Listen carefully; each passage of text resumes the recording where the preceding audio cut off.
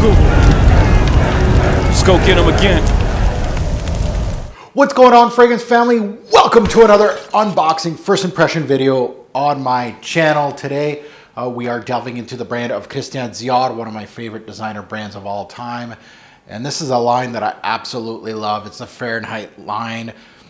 Come on, Francis K, let's get a new Fahrenheit flanker out. But this one right here, Fahrenheit Cologne, this is one, and I got the big boy bottle, but this is one that eluded me recently, I guess. It's one that I'm missing.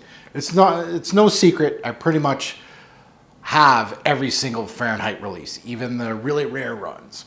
Now, I haven't met a Fahrenheit release that I absolutely hate. There's some that I think are okay, but the DNA of the Fahrenheit lineup, I love it. There's everything that I absolutely, from Fahrenheit 32 to the summer to the darker ones, the Absolute, the Parfum, even the OG, love them all. Now, this was the one that replaced Fahrenheit Aqua back in the day. And actually, this one was truly hated within our fragrance community. I remember when it released because everybody started loving Aqua all of a sudden and hated this thing. Funny enough, as much as I love my Fahrenheit line, I haven't sniffed nor purchased this one until now. So this one's a rare one. Several years after release, finally, I got my bottle. Mostly purchased this, honestly, because I was seeing the price of this one starting to elevate, creep over retail lately online, harder to find. So it was time to get it before it starts getting into the 150s to 200 to get a bottle of this stuff. So I'm happy to have it. I don't need the big bottle of this stuff, but that's what I found for a really decent price.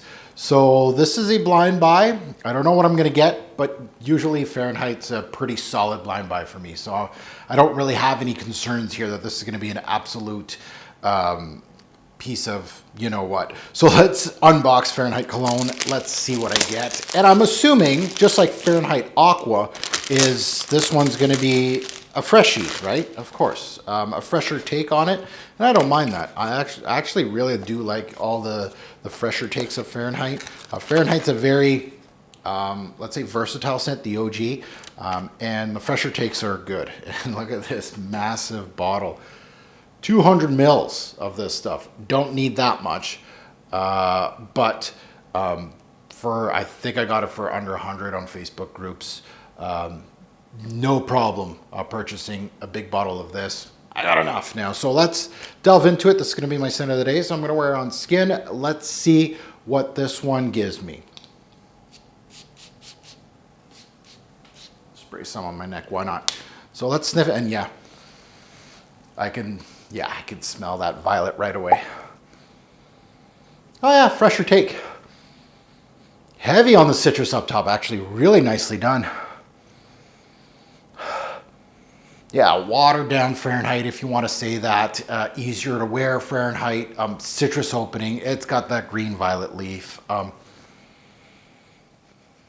Petroleum note, hardly there. If there's not really anything crazy here. It's exactly what I expected it to be. Very much a safe, clean, citrus-heavy up top. I can't wait to see what it's going to give me in the dry down. Probably not much. These thinner Fahrenheits are exactly that, thinner. But it's exactly what it's meant to be. A cologne version of the OG. I don't smell anything rough and tumble, missing the leather maybe.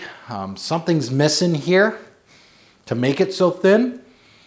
But that's citrus. There's a nice bergamot opening. I can definitely smell the bergamot, but there's something else in this. There's a melange of citruses, but well done citruses. The bergamot's great. Yeah, a solid Fahrenheit fragrance that, you know, I'm thinking already. Casual wear, middle of summer, don't think about it. You want to wear a Fahrenheit fragrance, but you don't want it to be too heavy. Yeah, this is going to be one of those that I'm just going to splash on. Doesn't matter how many sprays you wear. You can probably go up 8-10 sprays of this stuff. It won't, you know, it won't be too much. I really like this DNA, and I can't wait to delve into my other, my Aqua, my Summer, my Fahrenheit 0 Degree, all those fresher ones, and see where this one stands between all of those. Maybe that's a video idea, you know, put them all together and see which is the best Fahrenheit freshy in the line. But yeah, I'm happy with this purchase. It's exactly what I was expecting. Actually, the citruses are really well done in this release. But then, you know, that's Christian Dior. The Fahrenheit, again, I've never been disappointed with a Fahrenheit release. So I'm looking forward to wearing this. This is going to be one of those that's going to be casual wear, a lot of that. We'll see if it makes the top 20 list. I don't think it's that good, but it's a solid release. Now that you heard my take, I'd love to see yours in the comments below. Have you smelt this fragrance? Have you been waiting or kind of put this one on the wayside? Maybe it's time to snatch a bottle. So I'm looking forward to all those comments below. And as always, a great or poor fragrance will make a lasting impression. Choose your scent wisely. Thanks for watching, YouTube. Have a good one.